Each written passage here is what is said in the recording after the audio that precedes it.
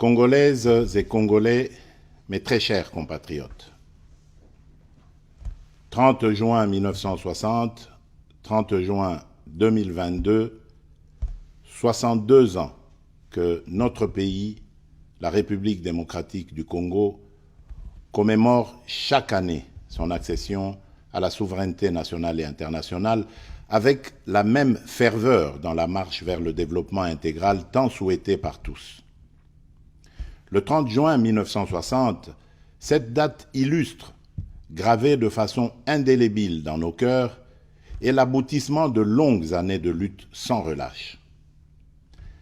Loin d'être un simple rituel, elle marque le couronnement historique des efforts inlassables de nos pères fondateurs, parmi lesquels Joseph Kasavubu et Patrice Emery Lumumba, dont la lutte que nous sommes appelés à pérenniser visait notre liberté et notre responsabilisation collective à prendre en charge notre propre destin, comme l'exprime si bien notre hymne national. Il s'agit d'un appel, un engagement pour chacun de nous à travailler pour rendre effective notre profonde aspiration à l'émancipation, à plus de démocratie et au progrès social en tant que peuple. Mes très chers compatriotes, le contexte dans lequel nous célébrons aujourd'hui cette date mémorable est particulier à bien d'égards. La restitution des reliques de notre Premier ministre et héros national, j'ai cité Patrice Emery Lumumba, longtemps réclamé par notre peuple, permet de lui rendre un hommage mérité à travers des obsèques dignes de son rang, un deuil conforme à nos coutumes et traditions et de nous réconcilier ainsi avec l'histoire. À ce propos, je me réjouis des regrets exprimés par le roi Philippe de Belgique le 8 juin 2022 sur l'esplanade du Palais du Peuple. En effet, avec des mots forts et profonds, il a dénoncé le régime colonial basé sur l'exploitation, le qualifiant de système pernicieux ayant honteusement terni l'histoire de la Belgique. Je me réjouis également des mots courageux prononcés le 20 juin dernier à Bruxelles par M. Alexander De Croo, Premier ministre, pour présenter les excuses officielles du gouvernement belge sur la manière dont son pays avait pesé sur la décision de mettre fin au jour de Patrice Emery Lumumba. Par ailleurs, pour compléter l'histoire glorieuse et héroïque des pères de notre indépendance, j'ai décidé, en date du 9 juin 2022, d'élever Joseph Okito et Maurice Mpolo, les deux compagnons d'infortune de Patrice Emery Lumumba, au grade de grands officiers dans l'Ordre national héros nationaux Kabila Lumumba. Mes très chers compatriotes, parlant de notre coopération bilatérale, en dépit des écueils qui ont émaillé notre parcours, la restitution officielle à notre pays par la Belgique du masque Kakungu du peuple Soukou augure une nouvelle ère et marque la dimension éminemment culturelle de cette nouvelle étape de la coopération belgo-congolaise. Cette restitution déclenche un véritable processus de réappropriation de notre patrimoine culturel et par là de notre identité. 62 ans après, la Belgique et notre pays sont désormais déterminés à se tourner résolument vers l'avenir et à écrire un nouveau chapitre de leur histoire afin de transmettre à la nouvelle génération une mémoire collective pacifiée. Mes très chers compatriotes, la célébration de ce jour a lieu dans un contexte sécuritaire particulièrement préoccupant qui affecte notre existence en tant que nation. Comme nous le savons, notre pays fait face à une énième agression de la part du Rwanda qui agit sous couvert du mouvement terroriste M23 et ce, en violation de tous les accords et traités internationaux. À ce sujet, garant de l'unité et de la cohésion nationale, je réitère mon serment constitutionnel de maintenir l'indépendance et l'intégrité territoriale et de sauvegarder l'unité nationale. Je rassure le peuple congolais. dans toute sa diversité, que je ne ménagerai aucun effort pour que la paix et la sécurité soient rétablies et que les agresseurs soient repoussés hors de notre territoire. Dans le même sens, j'appelle chacun de nous à considérer l'intégrité de notre territoire comme une question vitale pour laquelle nous n'admettrons ni transaction ni compromission.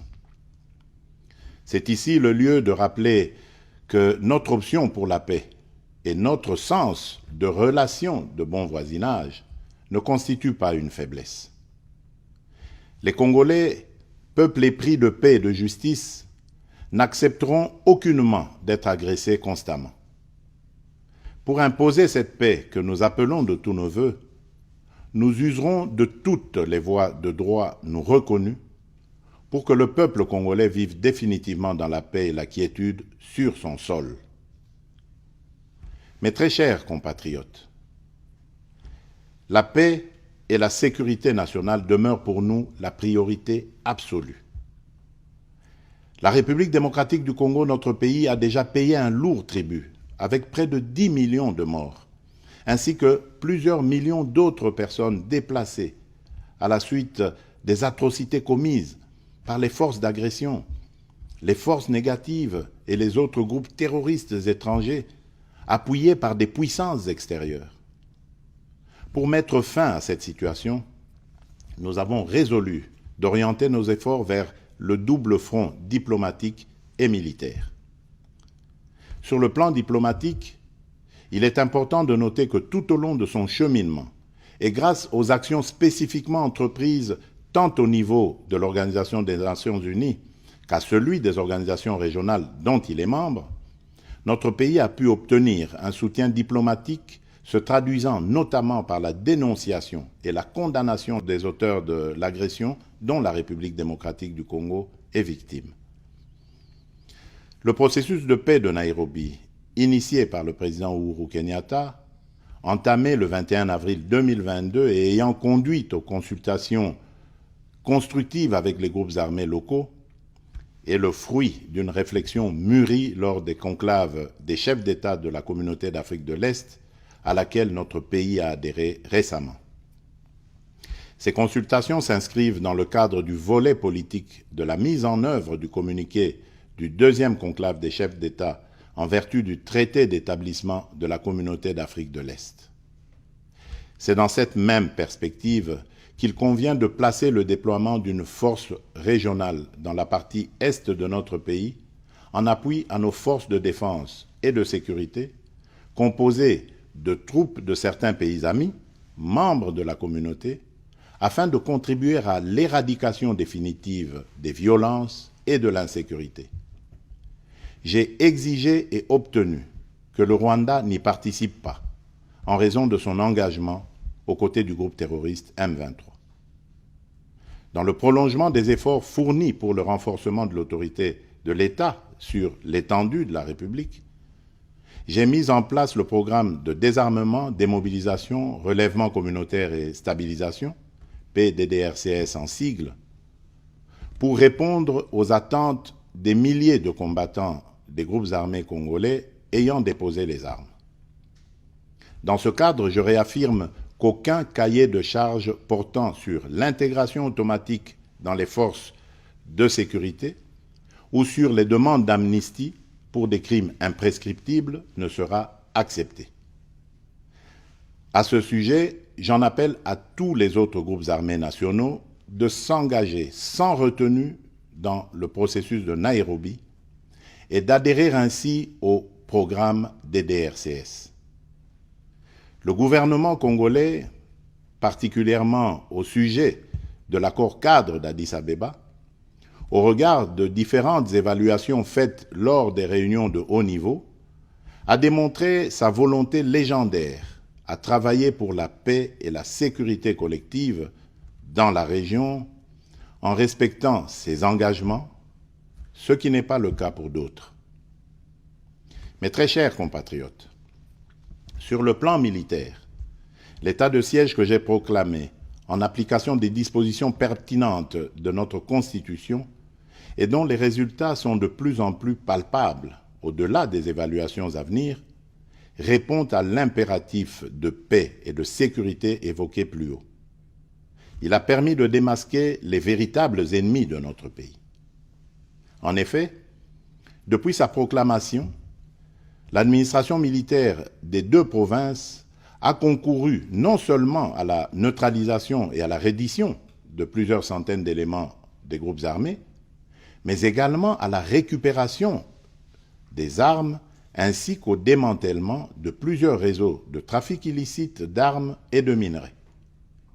L'état de siège a rendu possible l'anéantissement des réseaux de ravitaillement de certains groupes armés et la récupération de nombreuses localités dans l'est du pays, autrefois sous contrôle de ces derniers. Mes très chers compatriotes, tout en m'inclinant devant la mémoire de nos combattants tombés au front, je salue avec force la bravoure des FARDC engagés dans cette guerre pour défendre jusqu'au bout l'unité et l'intégrité de notre territoire national, de même que l'implication appréciable de nos services de sécurité. Je tiens à les féliciter et à leur renouveler toute ma confiance. Aussi, tout en appréciant à sa juste valeur le soutien manifeste dont notre peuple fait preuve au quotidien à l'endroit de nos forces de défense et de sécurité, je lance un appel solennel à la mobilisation générale, quelles que soient nos divergences par ailleurs, en vue d'intensifier ce soutien populaire sans faille qui fait tant de bien au moral de nos combattants engagés au front. Mon appel s'adresse d'une manière toute particulière à notre jeunesse, que j'invite à s'enrôler massivement dans les FARDC et dans la police nationale. Mes très chers compatriotes, c'est dans le même contexte que j'enjoins le gouvernement de la République à renforcer les capacités logistiques et matérielles de nos forces de défense et de sécurité nécessaires pour soutenir leur montée en puissance. Cette commémoration est aussi l'occasion d'exprimer mes condoléances les plus attristées aux familles éprouvées et la solidarité de toute la nation à nos frères et sœurs de l'Est du pays, à nos compatriotes déplacés et aux autres victimes des violences et des affres de cette guerre nous imposée injustement.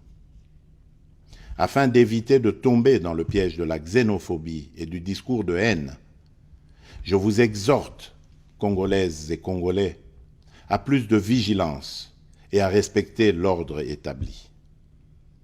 Notre diversité socio-culturelle, qui est une richesse inégalable, est un atout majeur pour notre développement et notre cohésion. Cette diversité fait la République démocratique du Congo et lui rend sa grandeur. Mes très chers compatriotes, le combat pour la libération n'est pas fini. Il se pose aujourd'hui en termes économiques et se gagnera sur le front du développement. 62 ans après la proclamation solennelle de notre indépendance, nous avons franchi une étape symbolique de l'histoire de notre pays pour engager un nouveau combat, celui de promouvoir une croissance inclusive pour lutter contre la pauvreté et les inégalités sociales. Tous ensemble, nous devons être conscients qu'une dépendance économique prolongée nous mènera à terme à l'érosion de notre indépendance politique. Ainsi, pour jeter les jalons de cette indépendance économique et du développement durable de notre pays, le gouvernement de la République démocratique du Congo a fourni des efforts qui ont permis l'amélioration de fondamentaux macroéconomiques et qui ont abouti notamment à l'augmentation significative des réserves de change, l'appui à la gratuité de l'enseignement primaire, l'amélioration des salaires de base de l'ordre de 30% en moyenne pour les fonctionnaires, les militaires et les policiers, l'amélioration du système de retraite des agents publics de l'État, ainsi que le financement du processus électoral. Pour ce qui concerne la mise en œuvre de la couverture santé universelle, à ce jour, nous en avons parcouru du chemin et des étapes concrètes et essentielles ont été franchies. j'ai instruit le Premier ministre ainsi que tous les ministres concernés d'entreprendre sans délai la migration du système actuel octroyé de prise en charge médicale des fonctionnaires de carrière ainsi que des hauts fonctionnaires et assimilés vers le système contributif prévu par la couverture santé universelle. Dans les semaines qui viennent, le programme d'accès gratuit aux soins de santé pour la femme enceinte, les accouchements et les soins aux nouveau-nés sera effectif dans l'ensemble des zones de santé de Kinshasa. Ensuite, ce programme s'étendra progressivement aux autres provinces du pays. Sous mon impulsion, le pays s'est lancé dans un ambitieux programme de réformes économiques. Ces dernières se complètent sur le plan financier par une mobilisation importante des ressources, tant internes qu'externes, lesquelles ont diversifié les sources de nos revenus.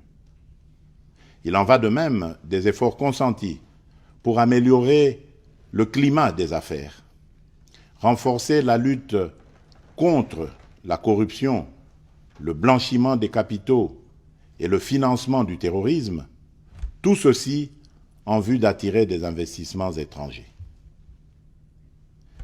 Cependant, il reste encore des défis considérables à moyen et long terme. Mes très chers compatriotes, cette date mémorable du 30 juin nous interpelle tous à l'unité.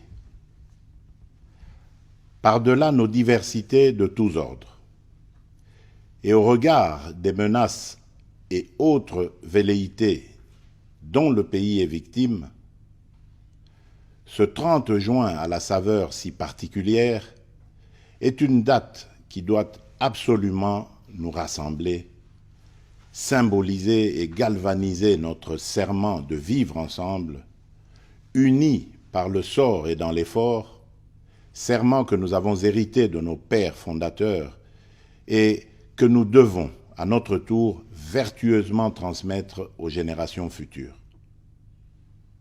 En restant sur la voie de la sagesse héritée de nos pères fondateurs, continuons à bâtir notre grand et beau pays, la République démocratique du Congo, cette belle terre hospitalière et bienveillante qui fait battre continuellement la chamade à nos cœurs, pour ainsi donner une allure forte à notre existence collective, à notre destin commun et à notre unité nationale. Bonne et heureuse fête de l'indépendance à toutes et à tous. Que vive le peuple congolais, que Dieu bénisse abondamment la République démocratique du Congo.